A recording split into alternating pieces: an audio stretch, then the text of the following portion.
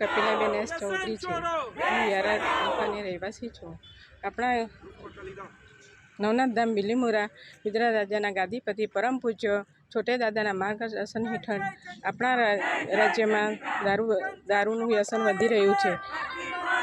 એના કડક અમલ માટે અમે સરકારશ્રીને આવેદનપત્ર આપીએ છીએ કે જેથી આપણું સરકારશ્રી જાગૃત થાય અને આપણા દેશમાં જે થતું છે દારૂનું વ્યસન, આપણું યુવાધન બગડી રહ્યું છે. દારૂ પીવાથી આમાં ઘણી બધી બહેનો વિધવા થઈ રહી છે. એને અટકાવવા માટે અમે સરકારશ્રીને જાગૃત કરીએ છીએ. એના લીધે નશાબંધી દારૂ છે, બીડી સિગારેટ, એના માટે કડક પગલાં લે, એના માટે અમે બધા એકઠા થયા છીએ. અમે નવનાથ ધામના પરમ પૂજ્ય છોટે દાદાના માર્ગદર્શન છેલ્લા 5 વર્ષથી આ કાર્યક્રમ કરી રહ્યા છીએ. ચંડિકા બહેનો અને નવનાથ ધામના બધા થઈને અમે આના માટે એકઠ થયા છીએ. છેલ્લા 5 વર્ષથી પરમ પૂજ્ય શ્રી છોટે દાદાના માર્ગદર્શન હેઠળ દાદા કી સેના, ચંડિકા સેના અને આદિનાથી સત્સંગ મંડળ તાપી જિલ્લોના તમામ સદસ્ય મળીને તાપી જિલ્લાની અંદર જે વ્યસન કાર્ય ચાલી રહ્યું છે અને ખાસ તો 31ના દિવસે લોકો મદિરાપાન વ્યસન અને પાર્ટીઓ કરીને જે દિવસ ઉજવે છે એના થકી આપણે આદિવાસી સમાજની અંદર ઘણું બધું દૂષણ ફેલાઈ રહ્યું છે અને યુવાનો ગેરમાર્ગે દોરાઈ રહ્યા છે.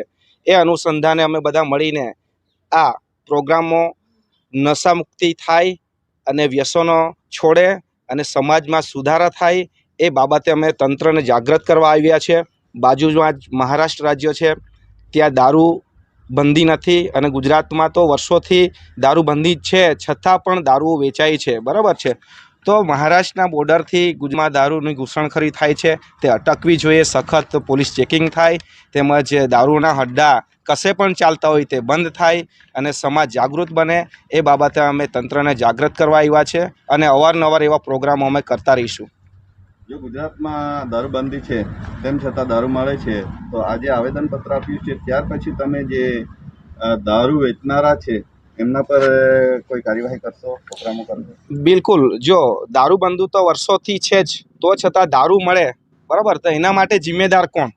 બરાબર. કશે પણ ગુજરાતના જે પણ ખૂણામાં દારૂ વેચાતો હોય તો તંત્રએ સજાગ રહીને એ દારૂ બંધ કરવો જોઈએ અને અમને પણ ખબર પડે તો અમે પણ નિર્દેશન કરીશું સરકારશ્રીને અને ગુજરાતમાં સખત રીતે દારૂબંધી થાય એવી અમારી માંગણી છે. ગુજરાતમાં દારૂબંધી છે એવું સરકાર પણ કહે છે, છતાં પણ દારૂ મળે છે. તો તમે કોઈક જગ્યાએ સ્થળ પર કોઈ મુલાકાત લીધી છે? ના, મુલાકાત નથી લીધી, પણ અમને અવારનવાર દારૂ પીને લોકો અમને મળી આવે છે. અમારા આદિવાસી સમાજની અંદર પણ ઘણી બધી જગ્યાએ લડાઈ ઝઘડા થતા હોય છે, જેમાં મુખ્ય કારણ દારૂ હોય છે. બરાબર. તો આ બાબતમાં સરકારે થોડુંક ચિંતા વ્યક્ત કરવી જોઈએ અને કાર્યવાહી હાથ ધરવી જોઈએ.